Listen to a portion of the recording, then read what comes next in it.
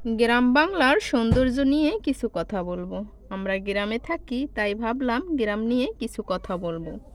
গ্রামের প্রাকৃতিক দৃশ্য যে মায়াবী মায়া, তা কখনো সোশ্যাল মিডিয়া থেকে দেখে তা কখনো পরিপূর্ণভাবে অনুভব করা যায় না। এই পৃথিবীতে যদি কোনো সুন্দর হয়ে থাকে, তাহলে সেটি হবে একটি গ্রাম। গ্রামের মানুষের মন এতই বড় যে নিজেদের শত্রু যখন অসুস্থ হয়ে পড়ে, তখন সে আর ঘরে বসে থাকতে পারে না। এটাই হলো গ্রামীণ পরিবেশের একটি নিয়ম।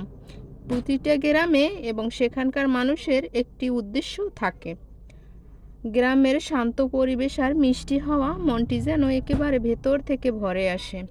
একটি গ্রাম যদি কখনো অদৃশ্য হয়ে যায়, সে কখনো আর পূর্বের রূপ নিয়ে ফিরে আসতে পারবে না। ইট পাথরের শহরটা একদিন গ্রামীণ প্রাকৃতিক সৌন্দর্যের জন্য বস্তির মানুষের মতো পথ চেয়ে বসে থাকবে, কিন্তু তখন তা সম্ভব হবে না। গ্রাম ছাড়া শহর যেন একেবারেই অচল। গ্রামের যে ঐতিহ্যগুলো রয়েছে, সেখান থেকেই শহরের জন্ম। শহরের মানুষগুলো যেন গ্রামের একটু প্রাকৃতিক সৌন্দর্য দেখার জন্য হাহাকার করে।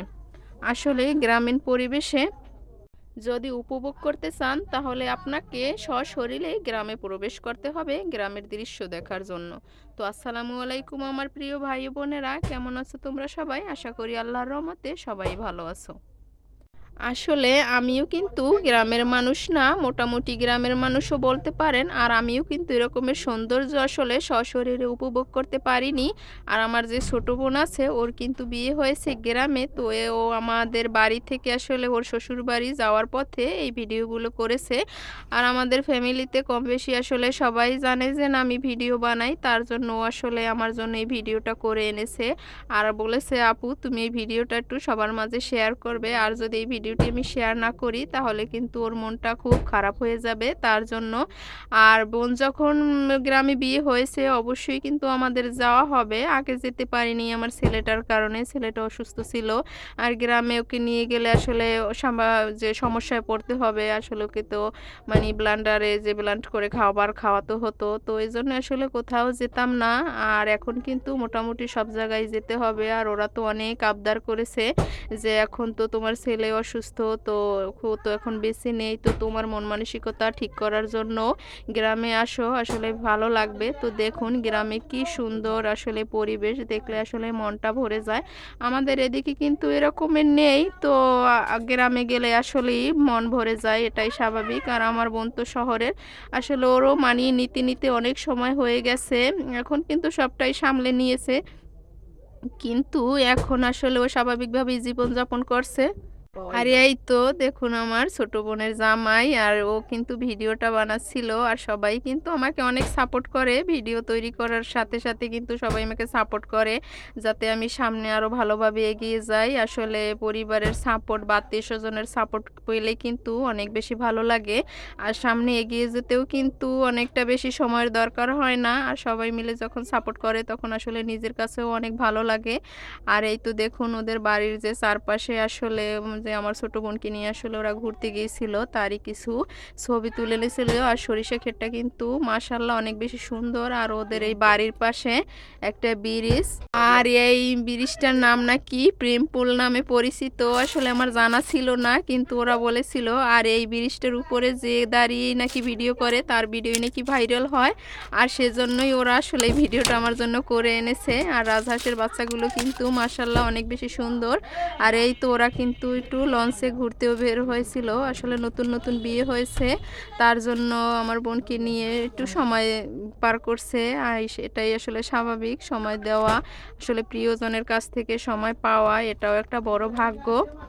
আর নদীপথের যাত্রা করতে কিন্তু অনেক বেশি ভালো লাগে। আর আমার বরাবরই যে যানবাহনের যে মাধ্যমগুলো আছে দূরে যাওয়ার, তার থেকে কিন্তু আসলে আমার লঞ্চ বলেন, তারপর যে বাইক, মোটর বাইক, তারপর অটোরিকশা পায়ে চালিত, তো এগুলোতে চড়তে কিন্তু আমার অনেক বেশি ভালো লাগে। এছাড়া আসলে আমি অন্য কোনো যানবাহনে চড়লে আসলে তেমন একটা ভালো লাগে না, নদীপথটাই আমার অনেক বেশি ভালো লাগে।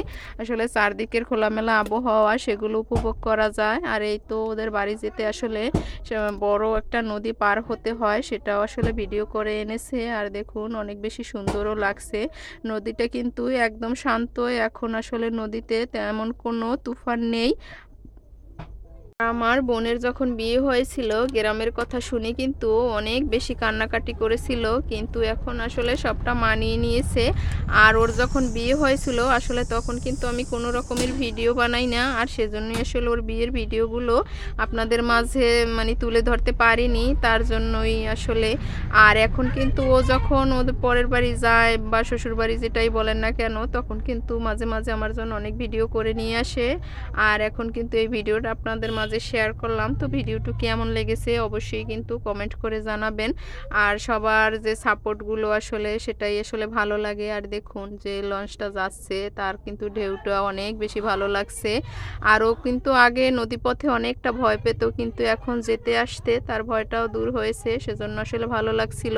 আর নদীপথে আগে আমাদেরও ভয় লাগতো, কিন্তু এখন আসলে সেরকমের ভয় লাগে না। আর অভ্যাসে পরিণতই কিন্তু মানুষের জীবন, অভ্যাস হয়ে গেলে আর সেটা আর ডর ভয় এটা আসলে থাকে না। আর এই তো লঞ্চ প্রায় ওদের বাড়ির কাছাকাছি চলেও এসেছে, আর সেটাও কিন্তু ওরা ভিডিও করেছে। ভিডিও বানাতে গেলে কিন্তু অনেক কথাই শেয়ার করি, যদি ভুল ত্রুটি হয় অবশ্যই ক্ষমার দৃষ্টি দেখবেন। আর ওরা কিন্তু ছোট মানুষ, ওরা যেরকমের পেরেছে সেরকমেরই আসলে ভিডিওটা তৈরি করেছে। আর আমি যদি ভিডিওটি আপলোড না করি তাহলে কষ্ট পাবে।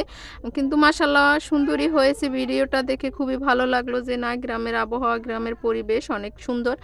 আর এই তো লঞ্চ অবশেষে ঘাট দিল, আর এখন কিন্তু ওরা নামবে। আর এই তো না, ওরা তো নামেনি। আর আসলে আমি বুঝতে পারছিলাম না, তার জন্য। আর লঞ্চে তো অনেক যাত্রী থাকে, এক একটা ঘাটে কিন্তু অনেক লোক ওঠে, তারা কিন্তু এক এক ঘাটে নেমে যায়। আর এখন কিন্তু আবারও লঞ্চটা আসলে এখন কিন্তু তাদের গন্তব্যে আবার রওনা দিচ্ছে। আর এখানে কিন্তু অনেক নদী পার হতে হয়, অনেক বেশি সময়েরও দরকার হয়। ওরা কিন্তু খুব ভোরে ভোরে আমাদের বাড়ির উদ্দেশ্যে রওনা দিতে হয়। আর আমাদের এখান থেকে কিন্তু 9টার সময় মানে রওনা দিলেই হয়, কিন্তু ওদের বাড়ি থেকে অনেক বেশি আসলে আসতে দেরি হয়, অনেক পথ পাড়ি দিয়ে তারপর নদীর যাত্রা মানে করতে হয়, তার জন্যই আসলে আমাদের বাড়ি আসতে আসতে অনেক বেশি দেরি হয়। তো ভিডিওটি কেমন লেগেছে অবশ্যই কমেন্ট করে জানাবেন। আসলে গ্রামের মানুষ এরকমের যাত্রা করেই কিন্তু তাদের গন্তব্যে যেতে হয়, আর আমরা আসলে সেটা শহরের মানুষ বুঝবো না। তাও আমার মাশাআল্লাহ আমার বোনটা অনেকটা মানিয়ে নিয়েছে, এই জন্যই আসলে খুব ভালো লাগছে যে শহরের মেয়েরা গ্রামে গিয়ে আসলে অনেকটা মানিয়ে নিতেও সময় লাগে। আর এখন কিন্তু সবটা আসলে খুব সুন্দর হয়েছে। আর দোয়া করি সবাই ভালো থাকুক, সুস্থ থাকুক, এই কামনাই করি। আপনারাও দোয়া করবেন আমার জন্য আর আমার বোনের জন্য, যে এত কষ্ট করে ভিডিও বানাচ্ছে। তো আজকে পর্যন্তই, সবাই ভালো থাকবেন, আল্লাহ হাফেজ।